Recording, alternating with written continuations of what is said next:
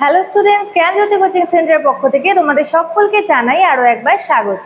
তো আজকে আমি তোমাদের যে টপিকটি নিয়ে আলোচনা করব, দেখো তোমরা স্ক্রিনে দেখতে পাচ্ছ সোশ্যাল স্ট্র্যাটিফিকেশন, অর্থাৎ কি সামাজিক স্তরবিন্যাস নিয়ে আজকে তোমাদের সঙ্গে আমি আলোচনা করব। তো আলোচনা শুরু করার আগে তোমাদের একটি গুরুত্বপূর্ণ ইনফরমেশন দিয়ে রাখি। দেখো তোমরা যারা যারা BKU অর্থাৎ বাঁকুড়া ইউনিভার্সিটি অধীনস্থ বিভিন্ন কলেজগুলিতে পড়াশোনা করছো, তাদের জন্য কিন্তু দেখো অল কোর্স ফি রাখা হয়েছে 1199 রুপিস। ঠিক আছে, অর্থাৎ যারা মেজর কোর্স নিয়ে পড়াশোনা করছো তাদের, এবং যারা মাইনর কোর্স নিয়ে পড়াশোনা করছো তাদের কিন্তু কোর্স ফি রাখা হয়েছে 699 রুপিস। ঠিক আছে, তাহলে এই স্বল্প কিছু অর্থের মাধ্যমে তোমরা কি পেয়ে যাচ্ছ? লাইভ ক্লাসেস পেয়ে যাচ্ছ, হাই কোয়ালিটির নোটস পেয়ে যাচ্ছ, এবং কি রেকর্ডেড ক্লাসেস পেয়ে যাচ্ছ, এবং 100% কমন সাজেশনস কিন্তু তোমরা পেয়ে যাচ্ছ। ঠিক আছে, তো তোমরা যারা যারা ভাবছো আমাদের সঙ্গে যুক্ত হবে, দেখো নিচে দুটো নাম্বার দেওয়া রয়েছে, 7076398606 এবং অপরটি হচ্ছে 6295916282। তো এই দুটি নাম্বারের মধ্যে যে কোনো একটি নাম্বারের সঙ্গে যোগাযোগ করে তোমরা কিন্তু আমাদের সঙ্গে যুক্ত হয়ে যেতে পারো। ঠিক আছে, তো দেরি না করে আমি আমার আলোচনার বিষয়ে ফিরে যাচ্ছি।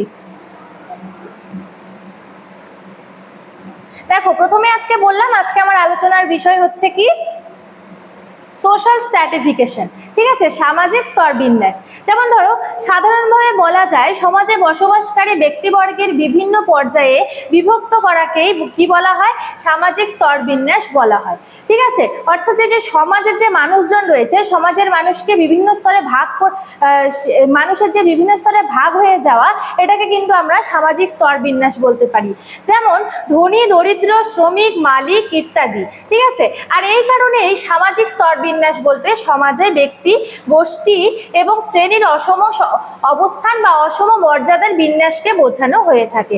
ঠিক আছে, তাহলে এই যে বিন্যাস, ঠিক আছে, অর্থাৎ কি সামাজিক স্তর বিন্যাস, এক্ষেত্রে উদাহরণ হিসেবে কি দেওয়া হয়েছে? ধনী, দরিদ্র রয়েছে, শ্রমিক, মালিক ইত্যাদি যে স্তর রয়েছে এগুলিকে কিন্তু বলা হয়েছে। ঠিক আছে, তারপরে কি রয়েছে দেখো, সামাজিক স্তরবিন্যাসের মধ্যে দিয়ে কি হয়?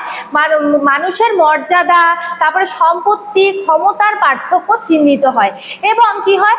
মানবিক যে সম্পর্ক থাকে একে অপরের সাথে, মানবিক সম্পর্ক হচ্ছে সম্পর্কের গতি প্রকৃতি কিন্তু নির্ধারিত হয়ে থাকে। ঠিক আছে, তাহলে কি এরপরে দেখো আমি দেখে নেব কয়েকটি ডেফিনিশন এখানে আমি দিয়ে রেখেছি।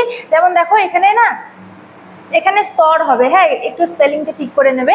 সামাজিক স্তরবিন্যাসের সংজ্ঞা, ঠিক আছে, অর্থাৎ কি ডেফিনিশন অফ সোশ্যাল স্ট্র্যাটিফিকেশন। তাহলে কি সোশ্যাল স্ট্র্যাটিফিকেশনকে কি বলা হয়েছে? সামাজিক স্তরবিন্যাস কিন্তু বলা হয় বাংলাতে।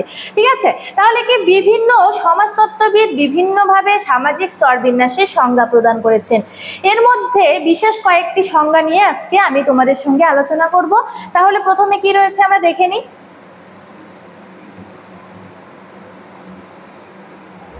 হ্যাঁ দেখো, জিসবার্ট, ঠিক আছে, বা গিসবার্টের মতে প্রাধান্য ও বশ্যতার পরিপ্রেক্ষিতে পরস্পর সম্পর্কযুক্ত স্থায়ী গোষ্ঠী বা শ্রেণীতে সমাজের যে স্তরভাগ তাকে সামাজিক স্তরভাগ কিন্তু বলা হয়ে থাকে। তাহলে তিনি কি বলেছেন? তিনি বলেছেন যে প্রাধান্য বশ্যতার পরিপ্রেক্ষিতে কি হয়?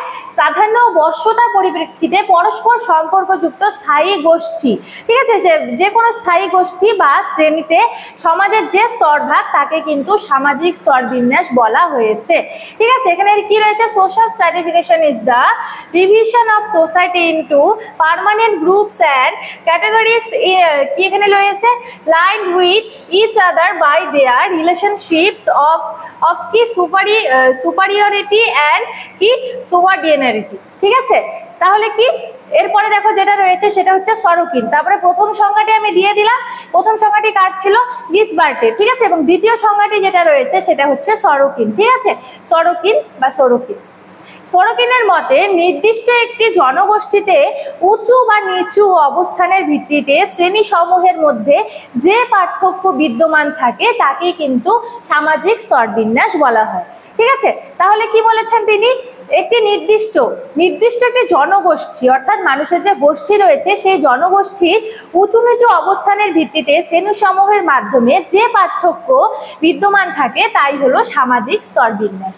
ঠিক আছে, এরপরে কি রয়েছে দেখো, সামাজিক স্তরবিন্যাসের সংজ্ঞায় টিবি বটমোর, ঠিক আছে, টিবি বটমোর কি বলেছেন?